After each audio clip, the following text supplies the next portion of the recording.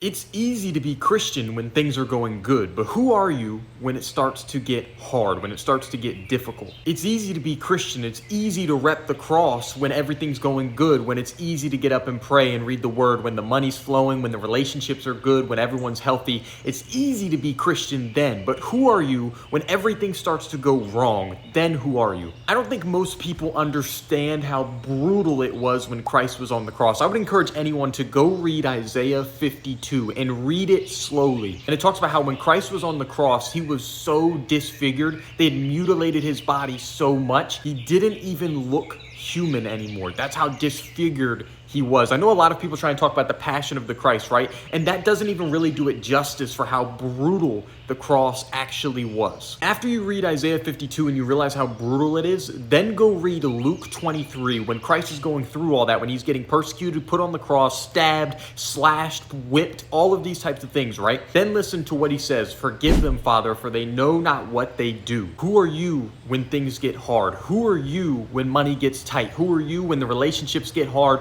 when things get difficult, when communication gets hard to do?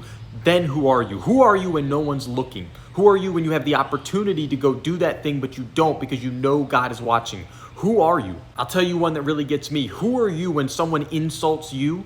Are you the type of person that's going to insult them back? That is incredibly difficult for me. Up until maybe about a year ago, I was the type of person that I'd cuss you out for letting me cuss you out. Like, that's really how it was. Who are you before you lay down and go to sleep at night? Are you the person who listens to God, you read the word, you pray? Or are you the person that thinks it's not that big of a deal, just one more time, then you open up the tab? Who are you when you're reading the word and praying consistently and that situation hasn't changed yet? You haven't seen your prayers answered. Then who are you? Most lifters, if you took away their pre-workout, if you took away their music, if you gave them a bad night's sleep the night before, most of them would likely not even go to the gym. Who are you when you've been working, when you've been grinding on something nonstop, when you've been praying for it, when you've been reading the word every day, but you can't see God working on it yet? You can't see God working in your life yet. You can't feel God. See, most Christians right in there, just with those three things, once you can't feel God, it's like most Christians don't even know God anymore in the way that we act. Myself included. The masculine imperative is the idea that regardless of how you feel, you do what you need to do because it's your obligation to go do it. Consistency is a masculine trait. To be consistent is something required in order to be a masculine, godly man. It's another reason Jesus was the most masculine man in history. It doesn't get more consistent than Christ. That's why he was sinless. He was so consistent, he was sinless. Think about that. Who are you when the person you love says something that makes you mad? Who are you when business is not going good? Who are you when you've been working all day, grinding all day, and you don't really see any results yet, but now the people you love are home, and you need to turn that off, you need to flip that off and go to this loving side of you, this present